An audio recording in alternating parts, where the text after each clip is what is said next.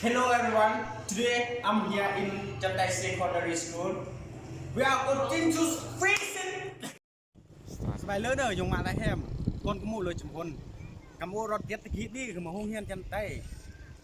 ก็ดีนี่อยู่พุดดอมกลองโฮนี่คือจากเมื่อก้อนอีพุดดอมกลองเฮียนจันไต้นี่อินยังเพียงหลังฮีกาลโรงเฮียนเป็นบ่อนเฮียนกองเฮาทุกคนเฮาฮักโรงเฮียนเรือล้นเฮาฮักโรงเฮียนเรือล้นเฮาทุกคนต้องมาโรงเฮียนยำแน่อีเฮียนเพียงหลังฮีเอ้าพุดดอมมักดองเยอะเลยมุกที่นี่เสมอ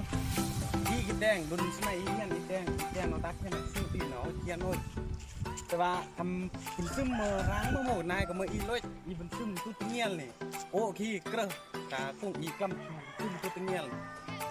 เนาะสิ่งแวดล้อมอ้อมข้างนี่กับเพียนยุ่งอีเงี้ยเนาะก็เฮียนลองเฮียนเหมือนกันกับเนี้ยน้องให้กิจกรรมโอ้นี่เมื่อเราให้กิจกรรมกับเมื่อห้อยกับเมื่อลั่งเพียงจากหนอนเรื่องของเฮียนห้อยต้นนี่เนาะเราจะออกกำลังกายนี่แหละเรื่องของเธอก็มันเดือดเยอะทางห้องเฮียนเลยนี่โอ้รถขุดลงห้องเฮียนน้อยนี่โอ้จะขุดกลางห้องขุดด้อมากลางห้องนี่คือจะเปลี่ยนเอาประดับจากมือนี่เฮ้ยเสือเต้นทำกุ้งมือยังไงเต้นตามแดงเต้นทำกุ้งมือพี่เด้อขุดลงห้องพี่มุกี้มันก็นุ่มเรากำลังจะเซ็งดิ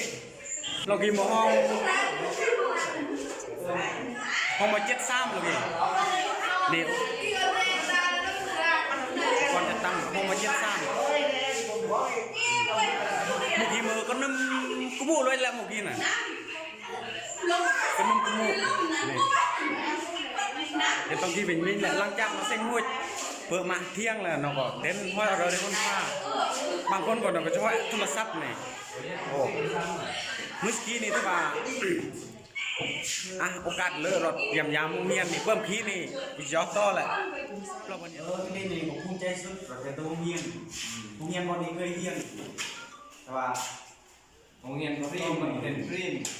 นี่เราเซ็งเห็นดูเซ็งโอ้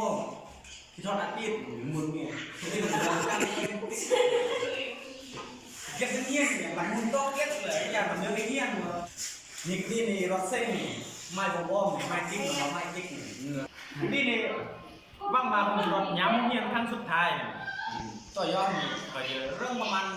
4 ปี 5 ปีนี่แหละตั้งแต่รถเพื่อนต่อยอดเนี่ยจะยอดตะอื้นแหละหลังที่นี่คือมือกล้องลิงงเงี้ยนี่เนอะหลังที่นี่กล้องลิงแหละหลังที่น่ะ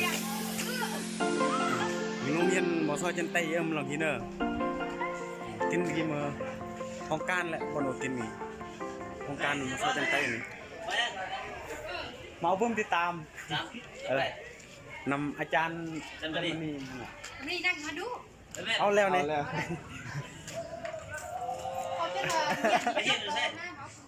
นี่ขี้หันอาหาร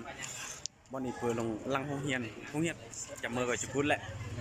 พุทธเปิดตะโหแหละ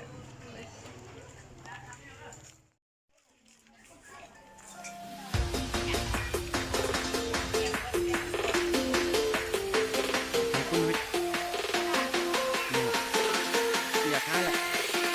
เดี๋ยวยามมุ้งเฮียนจำใจโหดนี่ใช่เรามาต้องตามคลับยามนอนนี่เพราะเพื่อนอย่าเร่งเฮียนจะเตยเปลี่ยประดับประดาโดยธรรมชาติที่สดสวยสะอาดงามตาร่างเข็ดขี้นี่มันอีเป็นซึมเลยแหละตอนสมัยเฮียนมีเป็นซึมเฮียนก็ได้โหดอีกคลาสนั่นแหละนี่เฮียนก็จะกรอกขี้ซึ่งกับเปลี่ยก็ลงแร่ตะขี้น่ะห้องเฮียนโอเคยเฮียนเคยศึกษาเนี่ยเรื่องโอจะรอดย้ำแหละความหูเพิ่นจักหน้าขี้นี่สต็อกที่นี่โอจะเล่าจากขี้เมื่อเป็นวิดีโอลองขี้เนอะสร้างเมื่อเฮียนจบพอพี่ยอมมั้งแต่เมื่อพนักงานอ้างข้อมูลไก่จอยเสาเฮียนนี่แท้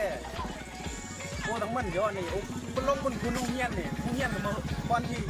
วันความหูแก่โอ้เนี่ยโอ้เป็นลงดอกโอจะรอดย้ำแต่ละ5 ปีจะรอดย้ำเฮียน Hello everyone. Today we are here in Jandai Secondary School. จะขายแหละโดยเวลาจัดการเยี่ยมยามเฮียนเดี๋ยวขาย